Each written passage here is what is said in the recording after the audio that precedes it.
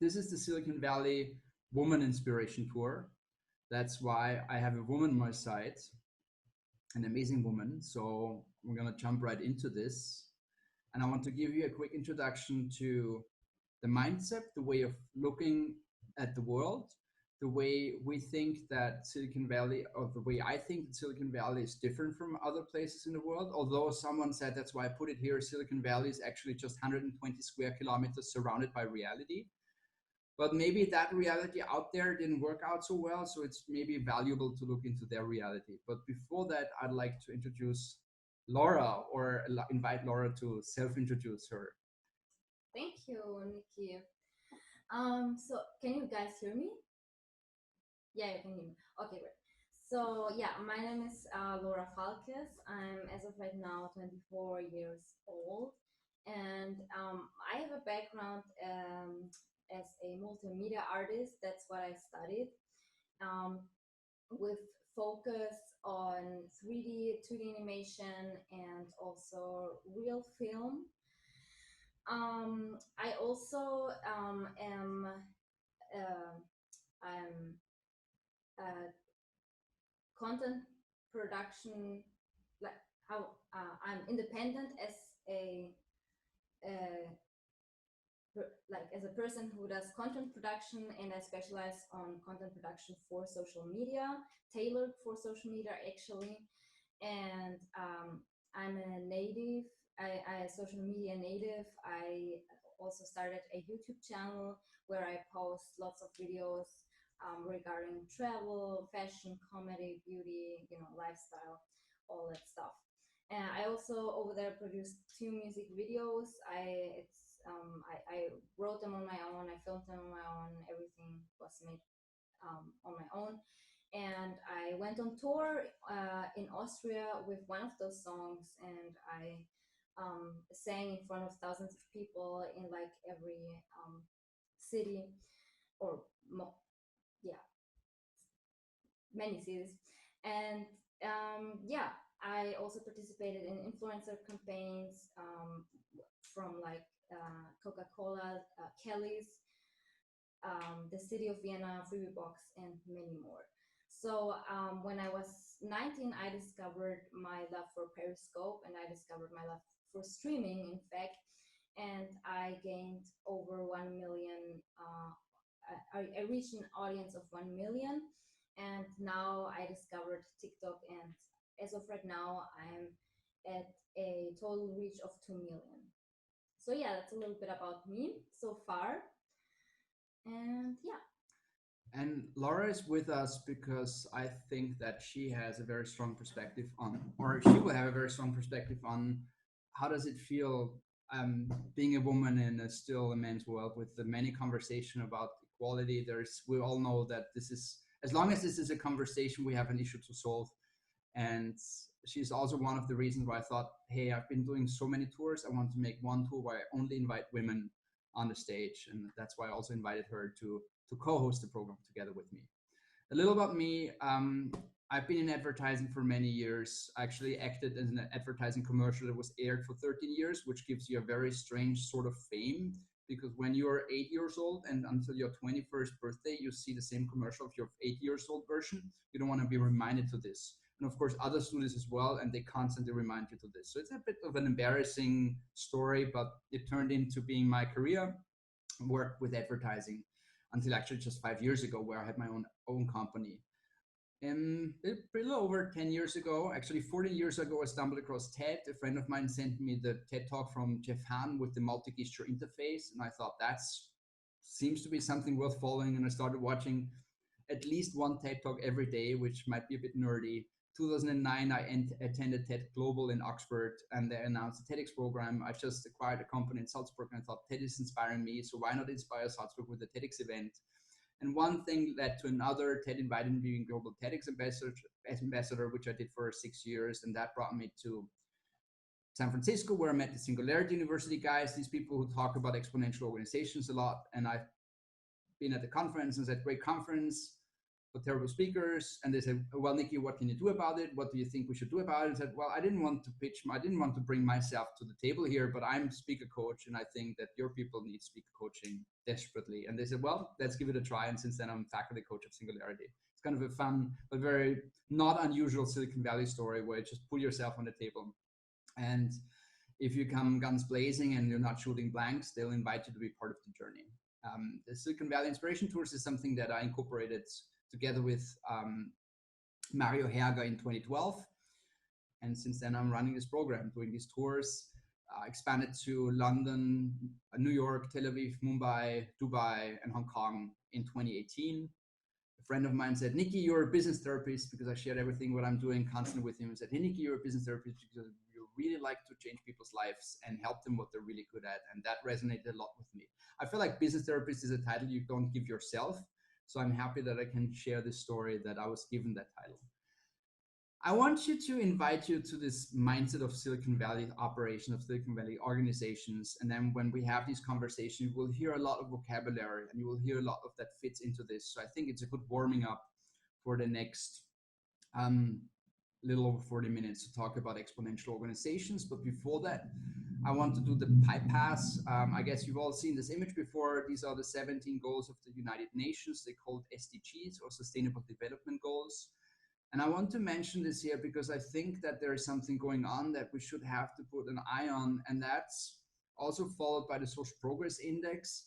When we look into the targets or the goals that are separated between well-being, basic human needs and opportunity, and how they develop, we actually understand that since 2019, we're moving on at some of these objects, but we're actually worse in the way we're treating each other than 4 years ago. So there's a very strong emphasis on soft skills. This is something that's very dear to my heart. I'm educating people on skills of social intelligence, on art of listening, on the art of storytelling, because I think articulating your idea is crucial if you want to make someone understand what you're actually talking about. All of this together is the human skills, soft skills, and you will see a lot of this also weaved in the conversation that we're going to have this week.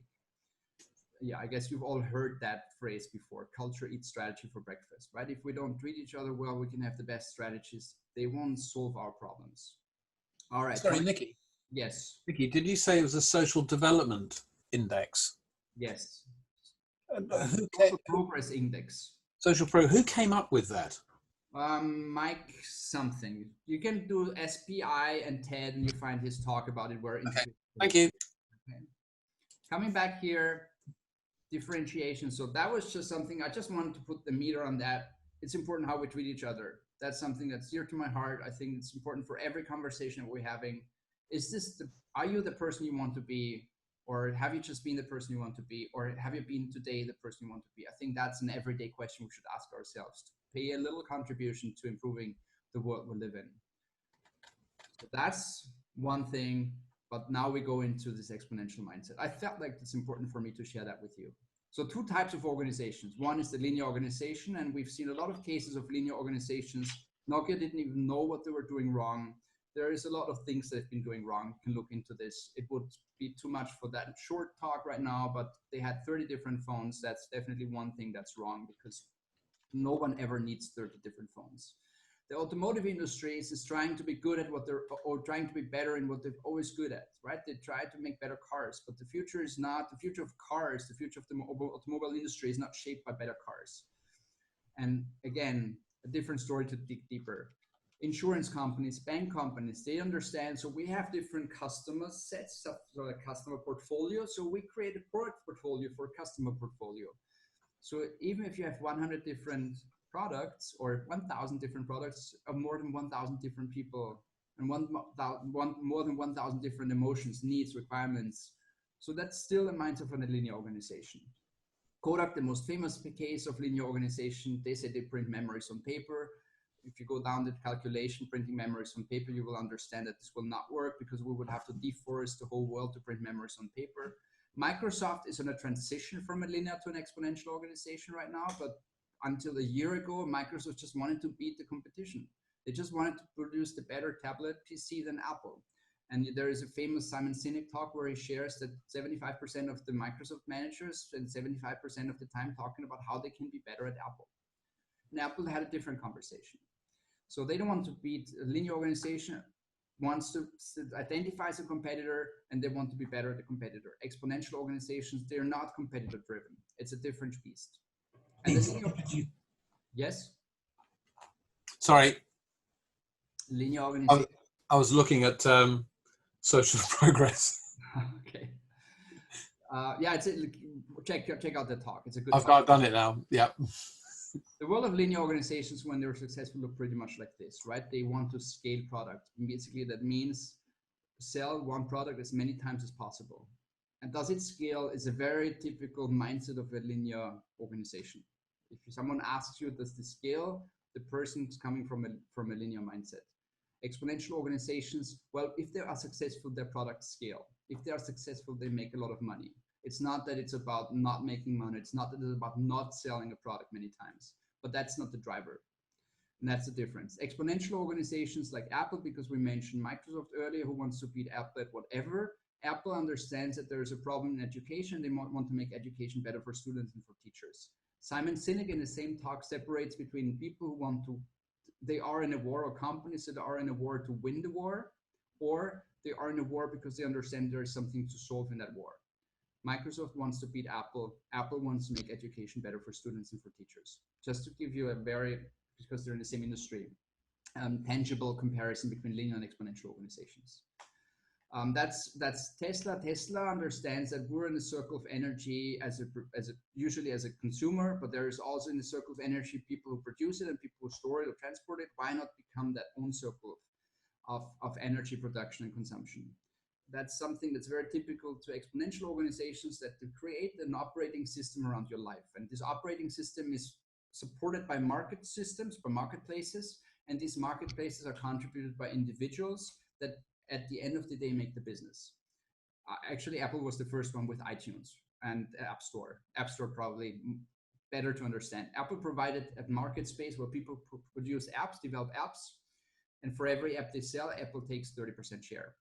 That's the concept of an exponential organization with an operating system, and it's the App Store and the market space, or the operating system that's iOS and the market space that's the App Store. Airbnb understands that you have a lot of unused assets, so let's turn them into income. Amazon understood that your life is a series of logistical decisions, but we're not logistical per profession, so we should delegate logistical decisions to someone who does them better than us and just concentrate and focus on what's life worth for. And that's basically what Amazon is doing. As it started with the vertical selling books, understood every discipline in the vertical selling books, expanded their business to horizontals, and created a matrix of an operating system. And wherever you go, there is somehow an involvement of Amazon products. So that's what I said before. Exponential organizations build operating systems. And you know what? Please raise your hand if I'm too fast. I'm totally okay with not finishing this presentation, but I know that I'm fast with that. So it's totally okay to discuss something and not go to the very end. Because if I'm just racing through this and it's too fast for you, it just doesn't make sense.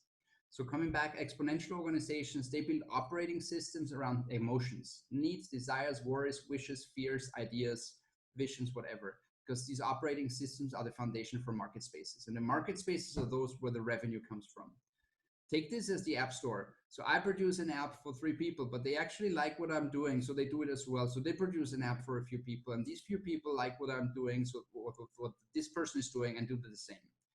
TEDx, you can look at TEDx like this. Here's TED, here's TEDx. Someone attended a TEDx event, they do their own TEDx event. Someone attended their TEDx event, they do their own TEDx event. This is why TED grew exponentially, because it's basically a market space for ideas worth spreading with the TEDx format as a platform. So I'm going to just list a few indicators of linear organization. I shared that before. Thinking in competition always puts you in position 2. Right? You can take for granted that your competitor has the same questions, doubts, and fears and worries about the future and about the industry. That doesn't take you anywhere. You have to change your focus, and your focus is not on your competition. Your focus is on problems that you should solve. Here we go, Simon Sinek again. Internal processes versus external delivery. I've been working for Siemens some years ago, and I asked them if the last customer would leave the building, how long would you continue having the same workload on your desk without any interruption? And they said 2 months. 2 months. Last customer is leaving the house for 2 months. probably 80% of the Siemens employee wouldn't even recognize that the person has left the building. I could be mean and say they haven't even recognized that there's something like COVID going on because they have the same workload like before, because they don't need a customer to stay busy. It's insane. 80% internal processes, 20% external delivery. This is a recipe of a sick organization. If your KPI, your key performance indicator, is making money, same thing, right? If all you want to do is make money, you're in a dead-end road. And the very simple trick to spot the difference is, what other decision would you make if you wouldn't have to make money? In your life, in your company, as a strategic decision for a company, just take money out of the equation. Which decision would you not make, or which one would you make differently? You can take it for granted that these would be good sources for new directions to go, because if you're successful there, they will bring a lot more money than where you are right now. Peter Diamandis is my favorite quote on that. If you want to be a billionaire, you just have to change the life of 1 billion people. I mean, changing the life of 1 billion people is still a bold promise, or a bold vision. But yeah, that's how these guys function. Consciously naive, and I like it. I said that before, scaling products, very linear mindsets. Collaboration sounds weird if I say it. I don't believe in collaboration, because that's something that feels like, yeah, that's the right thing to do. We should collaborate more. As a matter of fact, collaboration just makes you slow, and it makes you, it delivers a result full of compromises. And my definition of a compromise is each party is equally unhappy. You shouldn't go for compromise. You should go for the right solution. The right solution is the one where bias is not in the equation anymore. So you have to turn everything into data that's biased, because that gives you in a new direction of moving forward. And that also means that you create an atmosphere of self-sufficiency. You want to create ownership in the people in the project. You want to make it important for them, because then they know what to do. And you move from a collaborative effort to a coordinated effort, which is the difference in, for example, the amount of meetings that you're having. Right? Collaboration makes you slow, and it delivers mediocre results full of compromises. Here we go. These guys, if they would have a meeting, the race car driver would be out of the race, right? There is no meeting. Everyone knows what to do. Everyone knows exactly that it should not take more than 1.6 seconds to change the 4 tires of this vehicle for the driver not to lose the race. There's no meeting. If America's Cup, they would have a meeting before they turned, they would just hit this Alcatraz rocks and die. So coordinated processes are a lot faster, a lot more efficient, and a lot more fun. Problem. We say problem to the wrong things, basically to things that are not a problem, and we say challenges to things that are a problem. We have to change this. I think this is really important, that we stop calling things a problem that are not a problem. We have to, right? If there's something that's a problem, we call it challenge. We might face it or not. But if there's a problem to solve, we should call it problem. We should make it big, so everyone is alert and willing to put energy in solving the problem. Then, of course, you have to make it small to not to be overwhelmed. But we have an abuse of calling problems not problems anymore, because we heard it too many times. Control, something very typical in Silicon Valley. People don't ask you when you come and when you go and how much vacation you take. People know that what their contribution is, so they don't need control. Then they understand, if I'm out for 3 weeks and the project can't move on because I'm not there, I'm not good for the project, so they will never do this. Or they would identify people to make care of their tasks, so it would be still okay to be away. However, control is a very strong factor that constantly feeds self-sufficiency, right? If you tell me every day, you tell me what to do next, and if you ask me if I've done what I was supposed to do, I stop thinking what I can do. I just wait for the task to come. And then you will hear things like, I didn't get the memo. I mean, who of you heard that I didn't get the memo? I didn't get that fax. I didn't get that information before. Probably all of you, right? This is when you are in an environment of control. In an environment where control is absent, no one would ever say that, because people know where to get that information and where and how to make sure that it will stay in the loop. Does it make sense for you so far? Yeah, good. So I'm talking about that this is a mindset, right? It's primarily a mindset, a way of thinking. That's kind of a sneak preview, and we're going to talk a lot about what that means, and we're going to have reflection sessions about the conversation that we're having and where you're at right now, and how that leans towards an exponential mindset, or how this is kind of still bound to the linear way of thinking. Here is a quick, and we do have time, which is excellent. I was too fast. Usually the intro takes so much more time, and I don't want to take away time from our speakers, so I'm racing through this I hope it wasn't too fast for you, but as I said, we're going to have a lot of conversation about this during the week because that's crucial. I think that's one of the foundations.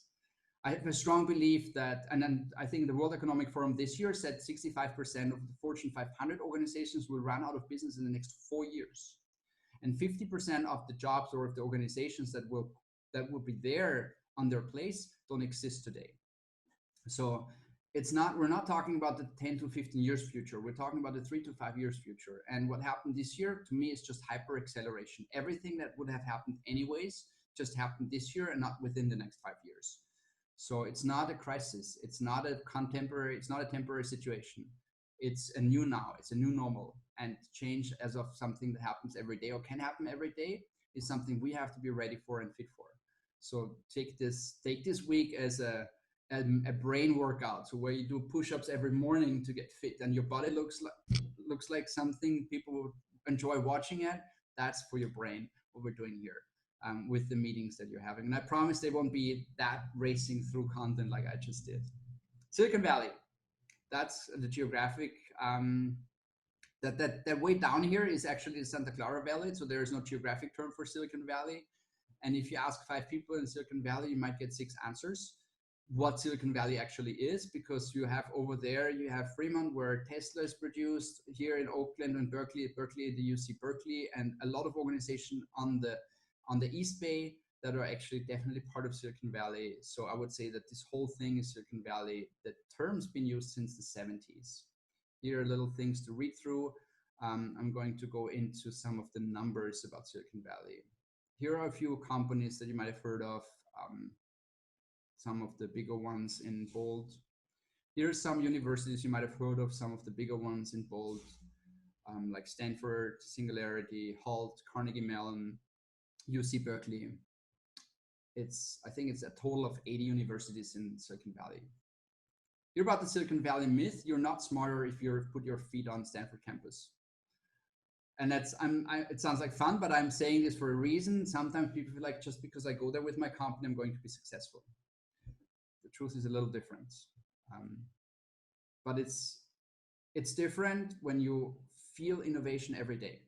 My daughter was in San Francisco for the last 2 years of school, and when she came there, every morning the 5 Volvo Ubers started their test drives and they passed by our house. So every day she left home for school, she watched the self-driving Volvos passing by. For her, it became normal.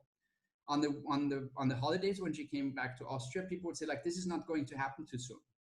Why? Because, and it's okay that everyone says that because you don't see it. But when you see it every day, you don't have a feeling that this is 10 years away. And that's what you feel when you're in Silicon Valley. Actually, sometimes I'm not a FOMO person, but when I'm too long away from there, I feel like I'm missing out of what's happening, because you have 10 good quality conferences to choose from every day. You have random conversations about the future of education or the future of energy, or someone's talking about CRISPR and Cas9 gene editing. Crazy stuff becomes normal for you because you hear it every day. And that's also a bit of an invitation.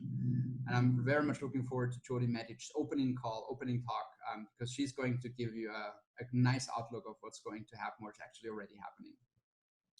Yeah, I said that before. Putting your feet on Stanford campus doesn't make you smart and doesn't make you successful.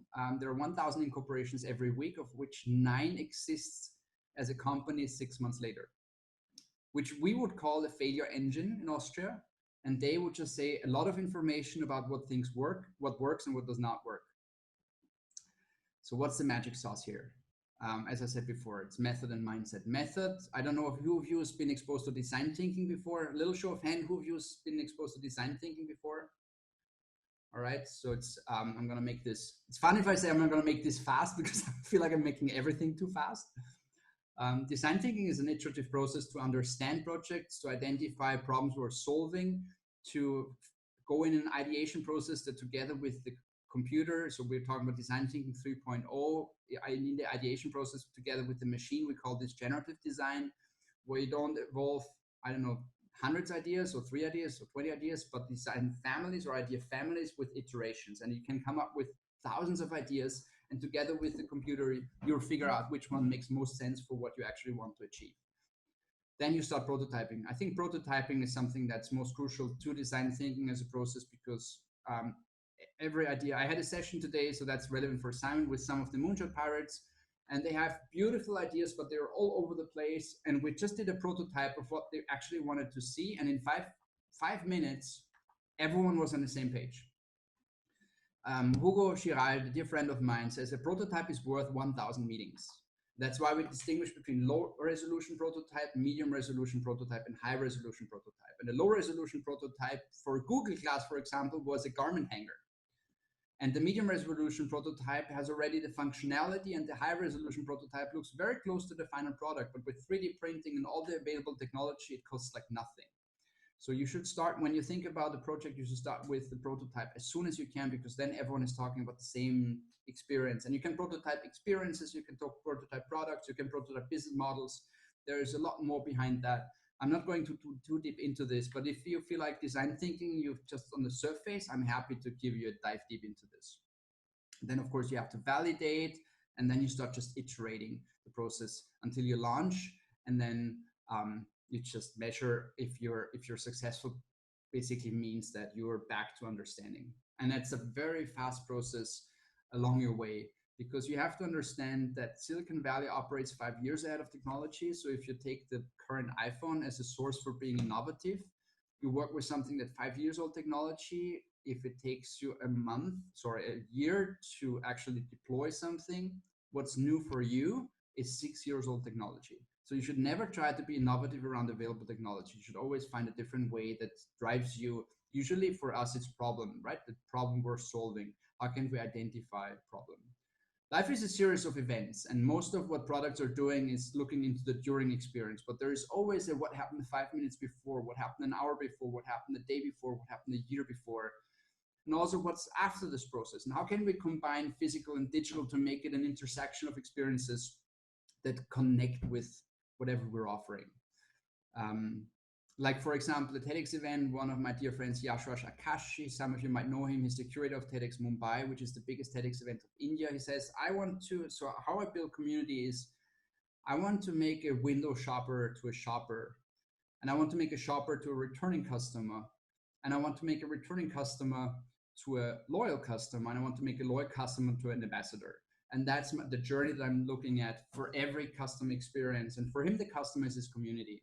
For every customer experience that I have, how can I make this? And that's never a during thing, but it's always a 360 degrees observation on the life that I'm looking into, the life that I want to improve, or the life I want to solve problems for. People will always pay you for gaining pleasure or avoiding pain. You can take that for granted. If your business falls under one of the two categories, there is a good chance that this business will drop some money into your pockets.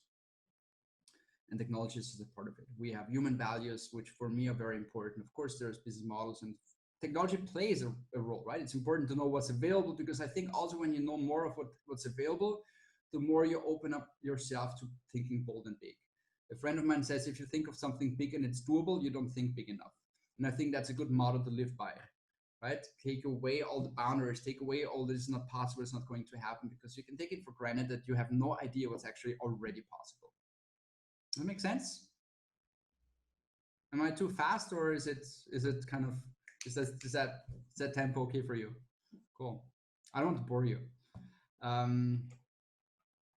That's the foundation of moonshot thinking, right? This way of thinking is how you can go bold, and it starts with, what does work mean for you, right? Is it something that you, I don't know.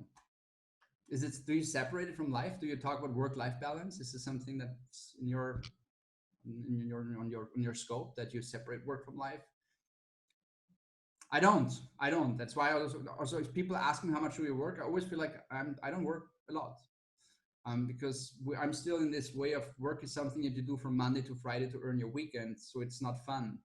And when I was a child, people always said you start with work and then you can do the fun part. So it was kind of burned into my way of thinking, to my DNA, that work is something that you have to do and fun is something that you can do if there's some time left. And that applies for school, right? No one ever said school should be fun.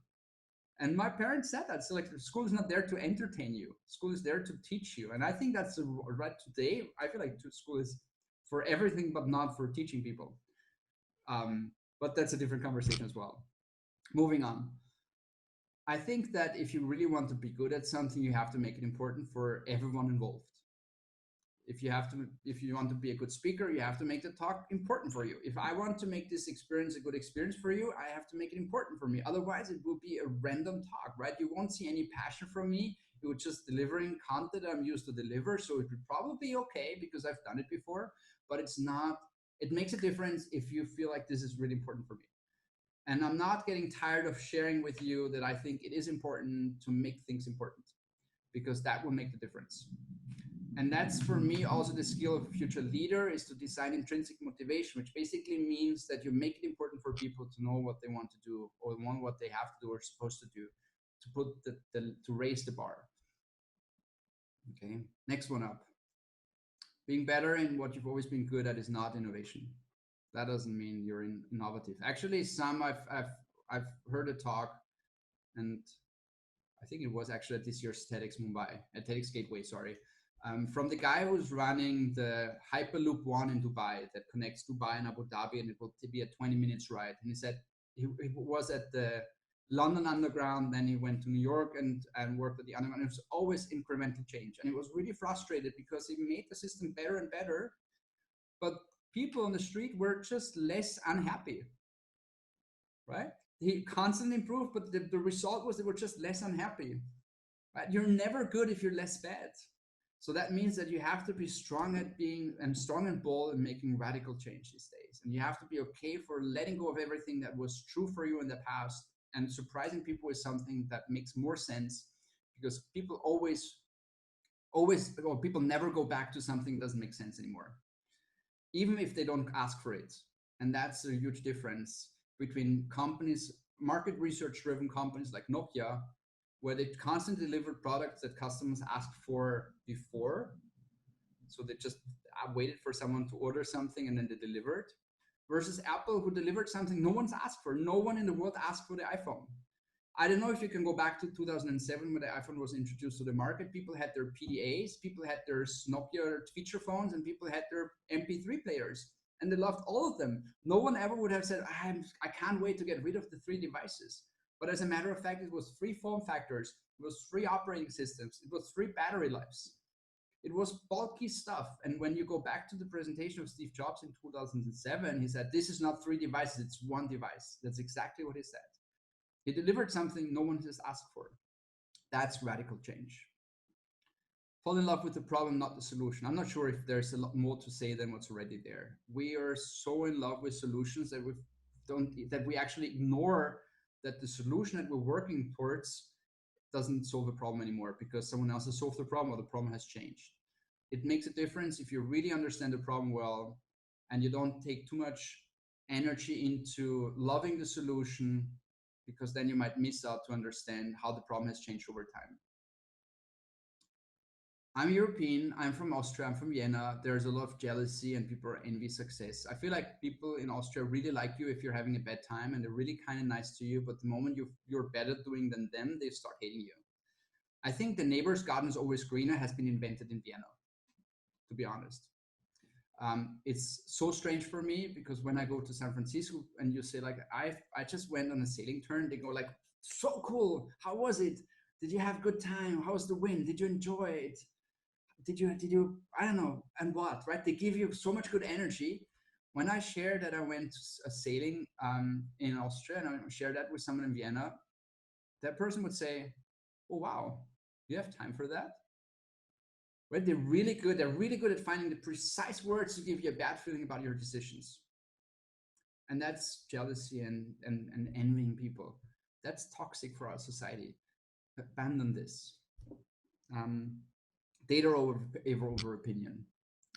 When we look into growth hacking, and with some of you, I had the conversation about growth hacking before, basically every time you have an opinion towards something, you want to change the fact that opinion shouldn't be the driver of your decision into a data point. For example, ideas are put into, so with ideas, people say, I like it or I don't like it. So they start with their personal opinion into the idea, but actually you should judge an idea upon, does it have an impact? Are you confident you can solve it? And is it easy to solve? And you give all of these 3 aspects of your idea a number, and then you add up having a total number. let's say 1 to 5 for every idea. That means that one idea can have a maximum of 15. You don't pursue any idea that's lower than 13.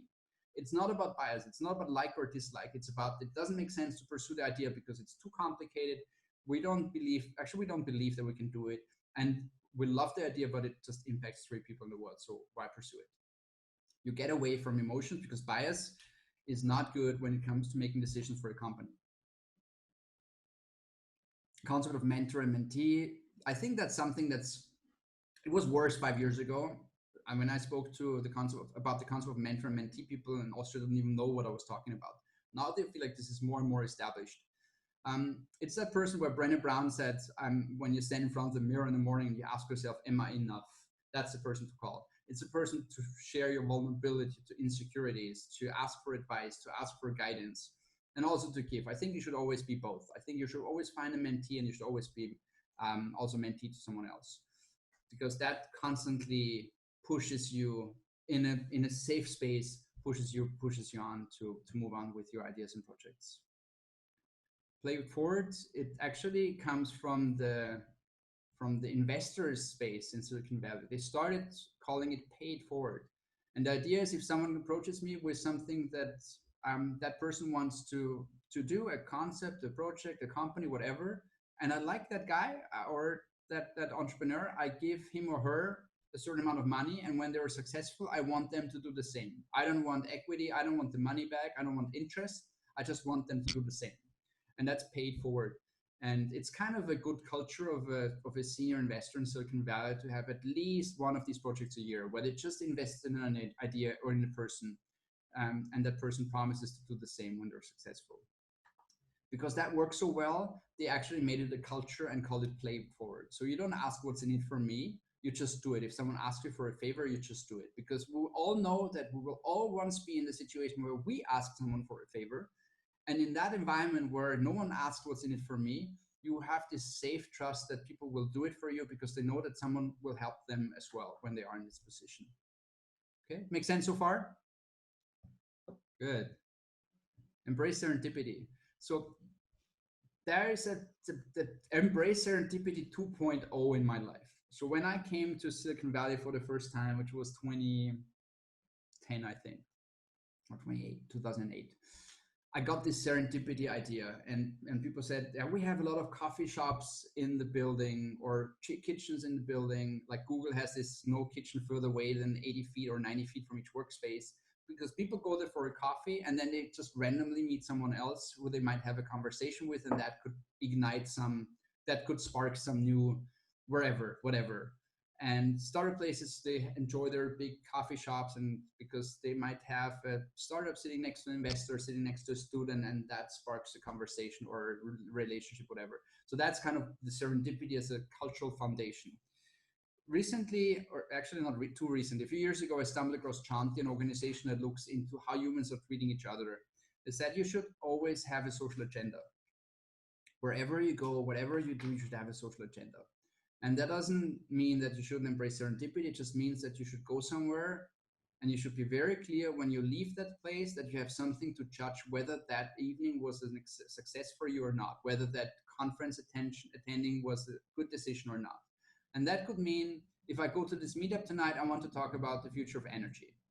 Or if I go to that meetup tonight, I want to talk about vaccination for my children, or education, or that space down there where they have this where they renovate the street, or whatever specific topics. And if you have this social agenda, this is why I'm going there, you will start conversation and go in this direction, and one conversation will lead to another, and you will leave that place grown.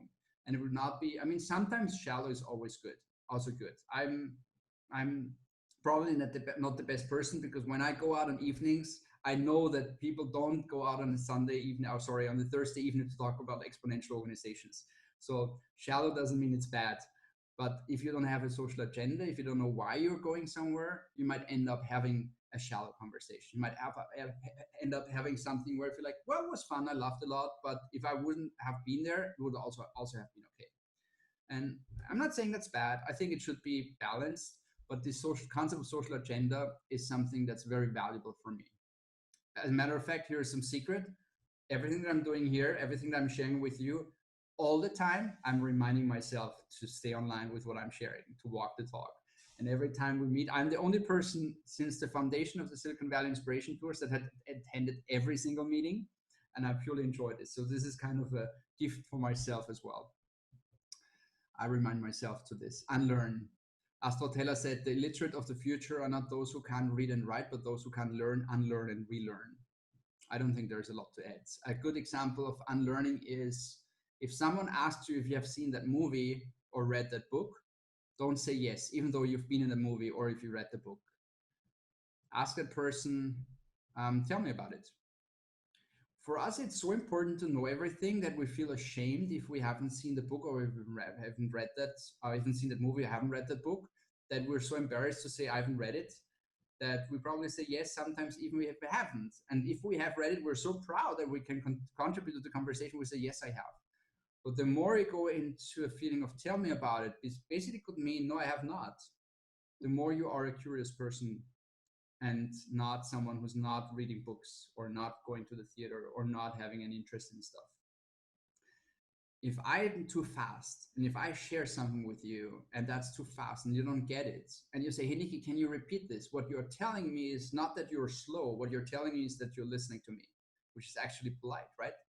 Say, Nikki, stop, can you repeat this? Is actually way more polite than just being there for 45 minutes, trying to listen as much as possible, having in the back of your head, you can revisit some seconds of the talk to actually understand what I'm talking about, but I don't know if you're actually listening to me.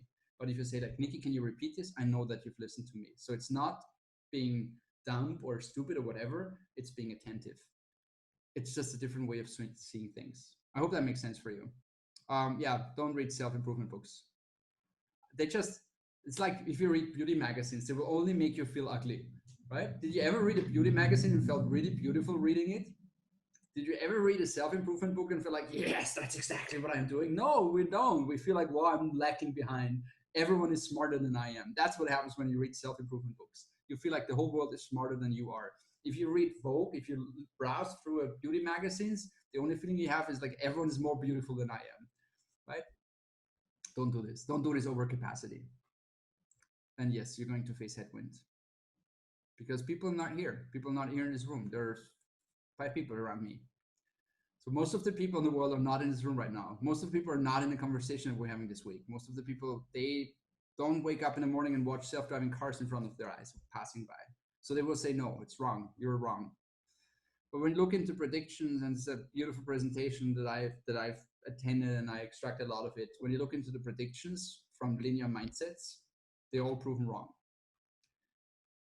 Simon, you read the book of Exponential Organization. I think it's in the very beginning of Salim Ismail's book when he shares the story about, is it Ernst & Young? I don't know. They gave predictions on the expansion of mobile phones. So they said, okay, mobile phones expanded like crazy, like plus they doubled. So next year it's going to be, it's good, but the market is saturated. So next year it's going to be just plus 16%. So in the 2 years frame, not years frame, 2 years frame is plus 16%. In the 2 years frame, it doubled again. So they said, okay, well, we didn't expect that, but now it's going to be plus 14%. So they reduced their prediction down to 14, from 16 down to 14, but it doubled again. And they did their false predictions 4 years in a row. They went down to 10% and it kept on doubling. If someone's job is to give me a sign of the future and they're wrong 5 years that dramatically, I don't want to ask that person again. Why? It's because we can't imagine that this is like this because it's not normal for us. The simplest trick is the 30 linear steps versus the 30 exponential steps. Like 30 linear steps, when each step is a meter, is 30 meters. 30 exponential steps, so one step is twice as long as the other, 1, 2, 4, 8, 16, 32, 64, and so on, would be 25 times around the Earth. That's something we can't wrap our mind around that. That's stolen. Hugo Giralt said that, and I love to quote him here. You're as good as the last thing you've done. Don't spend too much time on sharing stories from your past. What was the last thing you've done? Measure yourself by the last thing you've done and keep on rocking. Don't be arrogant. Don't judge. Express yourself. Be inclusive and not exclusive. It's okay to be successful. Embrace the concept. It's okay to be rich. It's okay if your neighbor is rich, and it's okay if you're rich. and give feedback, share people, right? When we go out for dinner, so Laura and me were foodies. When we go out for dinner and I like that place, but I don't like the food, I give feedback. I tell them, hey, I didn't like that, because I want them to become better, because I want to go back to that place. If I don't care, I don't do it, because I won't go back anyways. But it's very important. No one is helped if you go on, give a 1-star review and write bad ratings. Then all the world knows not to go there, and they won't go there, and then the business will go down. It's much better to share with the person if you like it, and share it with if you don't like it, and share it with the world if you like it. That's what I said before. Adam on tendon. Here we go. And then we're waiting for Jody, who should join us in 5 minutes. That was really quick. I'm glad that there's some time left to share some thoughts about this. How do you feel about it? Was that too fast? Was that good? Was that silly? Was that irrelevant for you? Simon. I have a question, because you mentioned exponential organizations and you were talking about TEDx a lot. I understand that in the beginning, when they introduced TEDx, as in those license events, they had exponential growth. Is that still the case, or at what point do you stop being an exponential organization? Very good question. With something, so TED, something that people didn't see that way, TED has put a high risk on their brand, because every single TEDx event can fuck up with the TED brand. So with a certain growth, they had to stop the growth. So they discontinued granting licenses just like that, and maintain quality, just to make sure that people don't mess up with the brand. Because if something is as big as TED, and there are 3 billion views on TED and TEDx talks online every year, one little TEDx event who makes bad noise is heard by everyone. So they have to, their intention is not to grow in size, but their intention is to grow in quality, to deliver better talks, right? From 100,000 of TEDx talks, there might be, I don't know, 10,000 are really good. That's not a good ratio. So they have to put attention in this direction. Usually exponential organizations understand that every action you do delivers data. Everything you do delivers data. It's a data point. And all this data informs your future decisions. That's why we don't see S-shaped curves. That's why we don't talk about the product death circle. We've mentioned this when we spoke about growth hacking, the product death circle. So products are added features and features until they die because they're too complicated. That's a product death circle, where you look into an S-shaped curve, where at the top there's a drop, and you try to cover the drop with another feature to get another peak. Exponential organizations, everything that they're doing delivers information that informs the next decision. That basically means that what you're doing today is far away from what you planned to do 6 months ago. But along your way, every day was full of information. It just didn't let go of this information. That's the difference between linear and exponential organizations. Some of them, they don't even know why they are successful. I used to share the story of the refrigerator. So the story of making food durable, non-perishable, where they started covering food in herbs because that made food non-perishable. And then they were shipping, then they had the ice silos, and then they were shipping ice. Then they had the industrial ice, and then they had the refrigerators where they put the industrial ice in, and then they had the machines that you plug in and you cool the place with power. And the next generation will be that you don't even have to make food cold to make it non-perishable, because you will produce the food a minute before you're going to consume it. But it's all about this: have food fresh when you want to eat it. That's a product. But none of these organizations understood what would be the next generation. So all of them went out of business. The companies that covered food with herb went out of business with the silos. The silos went out of business with the shipping ice. The shipping ice went out of business with the industrial ice. The industrial ice went, well, the fridge boxes went out of business with the refrigerators that you put into electricity, that run by electricity. None of them saw coming what's happening next. Now we see the automotive industries, 111 car brands, 110 of them are assembled by mechanics. The future cars will not be produced by mechanics. The future cars are already produced by data companies, not mechanics. And BMW and Mercedes, as much as they tried to put electricity, power, engineering, data or technology into cars, they're not a data company, right? And that's what distinguishes them from exponential organizations, and understand, like Tesla, we have problems on the street. We need to have sensors to learn more about the problems to solve them. And that's just one tip of the iceberg. But most of the industries are so much into something that they don't understand what they're actually doing. They're just mechanics making beautiful cars. And then if Tesla is not making a quality car, they're pointing at it and said, hey, you don't even produce quality cars. But it's not, no one cares, right? Do you care if you're in a train and it's a quality train? You just want to be comfy and arrive where train at time the train company promised you to spit you out of the train at the location, right? You don't care. Some people care about the airline, but I don't think a lot of people care about the air manufacturer. If you're an Airbus or a Boeing, do you really care? I don't know. You might care if you're United or Lufthansa. Because Lufthansa is a service company. They don't produce any plane. And why wouldn't that be the journey of cars? Why do you think that cars, people will still care if it's a Porsche or a Skoda or a Seat? That's too much lost in this idea of I love driving. How much of the driving that you do you really love? Like probably 20%, but 80% you just have to. Yeah. What do you think about it?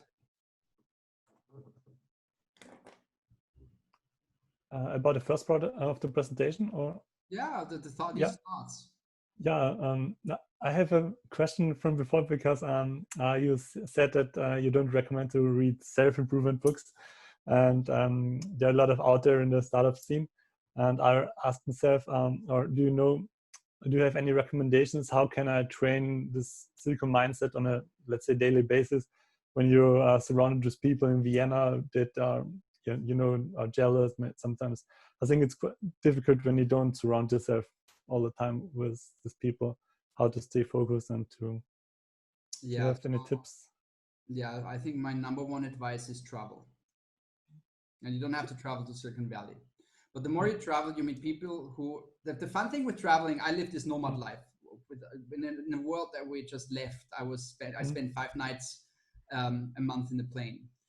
And I've been to places, and I've always been there for a few days. But when I left, everyone was nice to me, because when I left, I didn't step on anyone's toes. So they could be nice to me because I would never be in conflict. That's what brings you traveling, right? People treat you in a nicer way, and you become more confident in being treated nicely. So you start treating people nicely. When the more you are in this environment where people treat you with envy and jealousy and this constantly headwind, the more you become that version. So you have to put yourself out of this environment.